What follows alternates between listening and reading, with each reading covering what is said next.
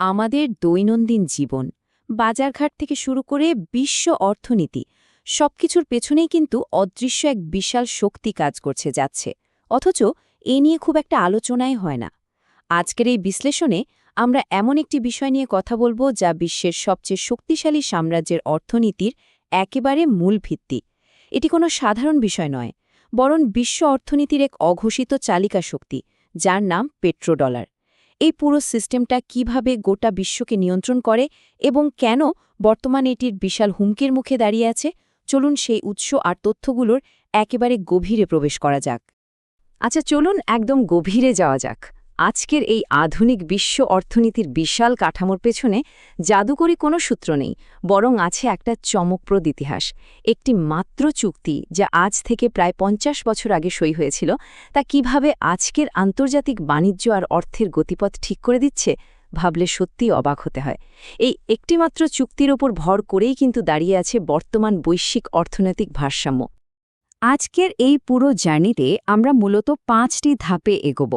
প্রথমে ১৯৭১ সালের সেই মাস্টার ডিল, এরপর ক্ষমতার মেকানিজম, আধুনিক যুগের চ্যালেঞ্জ, এই ব্যবস্থার ফাটল এবং সবশেষে আসলে কি নতুন কোনো বিশ্ব ব্যবস্থা তৈরি হচ্ছে কি না তা দেখব।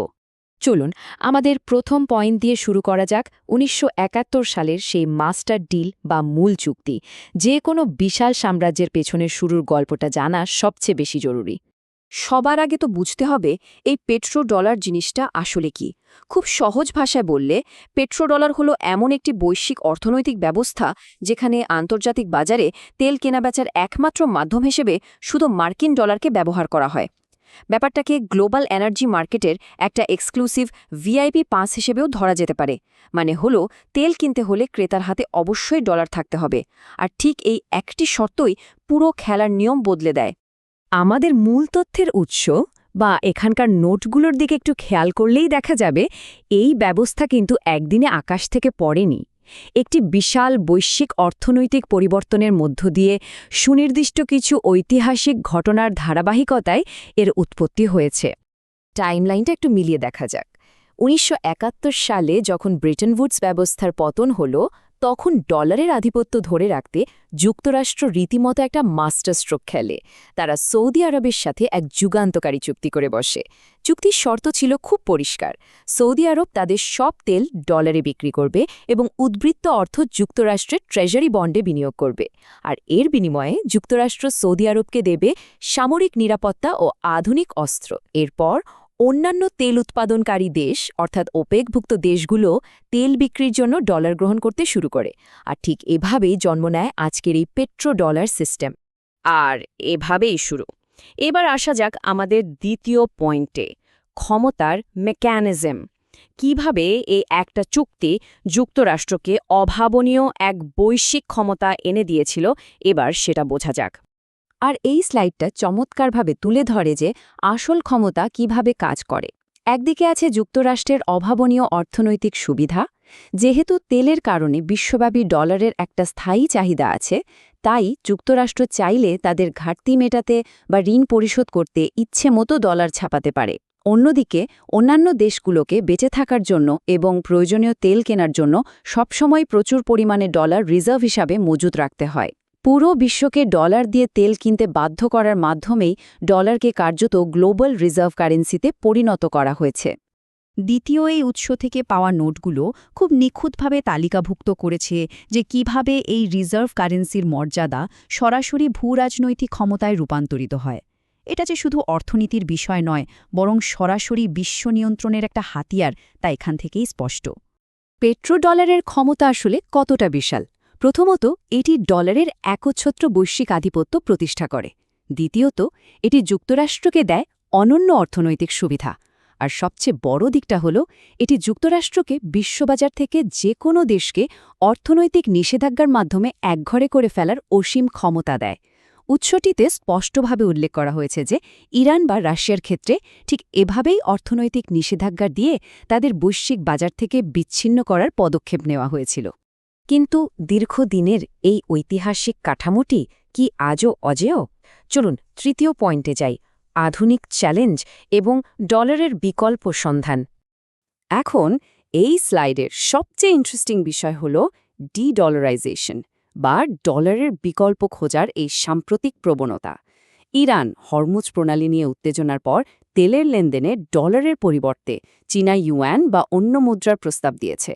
ওদিকে সৌদি আরবের ক্ষেত্রে গুঞ্জন উঠেছে যে তারা যুক্তরাষ্ট্রের সাথে সে ৫০ বছরের পুরনো পেট্রোডলার চুক্তি নতুন করে আর নবায়ন করছে না, বরং বিকল্প মুদ্রায় তেল বিক্রির কথা ভাবছে।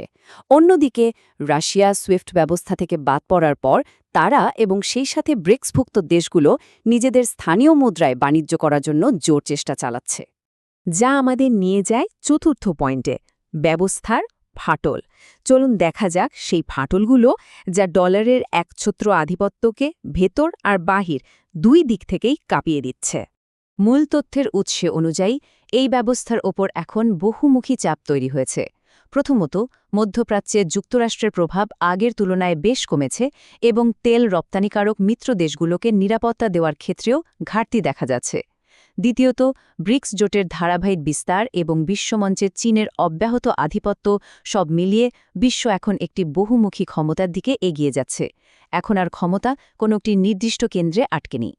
একটু সময় নিয়ে এই সংখ্যাটা বোঝার চেষ্টা করা যাক। ৩৪ ট্রিলিয়ন ডলার। সংখ্যাটা সত্যি অবিশ্বাস্য। এটি মার্কিন যুক্তরাষ্ট্রের বর্তমান ঋণের পরিমাণ। এই আকাশছোঁয়া ঋণ আর তার ফলে সৃষ্ট মুদ্রাস্ফীতির কারণে অনেক দেশই এখন আর ডলারের ওপর পুরোপুরি ভরসা রাখতে পারছে না। তারা ডলারে বিনিয়োগ করাকে আগের মতো নিরাপদ মনে করছে না। আর এটি এই ডি-ডলারাইজেশন বা বিকল্প মুদ্রা খোঁজার অন্যতম প্রধান কারণ। তাহলে শেষ পর্যন্ত কি দাঁড়ালো? আমাদের পঞ্চম এবং শেষ পয়েন্ট, নতুন বিশ্ব ব্যবস্থা। এতক্ষণ আমরা যে চ্যালেঞ্জগুলো দেখলাম তার চূড়ান্ত ফল আসলে কি হতে পারে? যদি সত্যি পেট্রোডলার ব্যবস্থার পতন ঘটে, তবে উৎসগুলোর বস্তুনিষ্ঠ বিশ্লেষণ অনুযায়ী পরিণতি হবে অত্যন্ত সুদূরপ্রসারী। প্রথমত, মার্কিন ডলারের মান নাটকীয়ভাবে ধসে পড়তে পারে। পুরো বিশ্ব অর্থনীতিতে তৈরি হবে এক নতুন মাত্রার অস্থিরতা আর অনিশ্চয়তা। এবং সবচেয়ে বড় কথা, এটি সম্পূর্ণ নতুন এক বিশ্ব ব্যবস্থার জন্ম দিতে পারে, যেখানে ক্ষমতার কেন্দ্রবিন্দু কোনো একটি মাত্র মুদ্রার উপর নির্ভর করবে না। সুতরাং স্বস্তির বিষয়টা হলো ভয়ের কোনো তাৎক্ষণিক কারণ নেই। উৎসগুলোর উপসংহার বলছে পেট্রোডলার ব্যবস্থার পতন পুরো বিশ্বকে নাটকীয়ভাবে বদলে দেবে ঠিকই, কিন্তু কাল সকালেই যে এই ব্যবস্থার পতন ঘটে যাবে সেটার সম্ভাবনা খুবই ক্ষীণ। এটি একটি দীর্ঘমেয়াদী প্রক্রিয়া যা খুব ধীরে ধীরে পরিবর্তিত হচ্ছে। তাহলে পুরো আলোচনা শেষে এই একটি প্রশ্নই আমাদের সবচেয়ে বেশি ভাবিয়ে তোলে। একটি ঐতিহাসিক যুগের কি সত্যি সমাপ্তি ঘটতে যাচ্ছে, নাকি বিশ্ব অর্থনীতি কেবল নতুন বাস্তবতার সাথে মানিয়ে নিয়ে বিবর্তিত হচ্ছে? বৈশ্বিক ক্ষমতার এই পালাবদলের দিকে নজর রাখা এখন আগের যে কোনো সময়ের চেয়ে অনেক বেশি জরুরি। কারণ এই গেমটা হয়তো মাত্র শুরু হলো।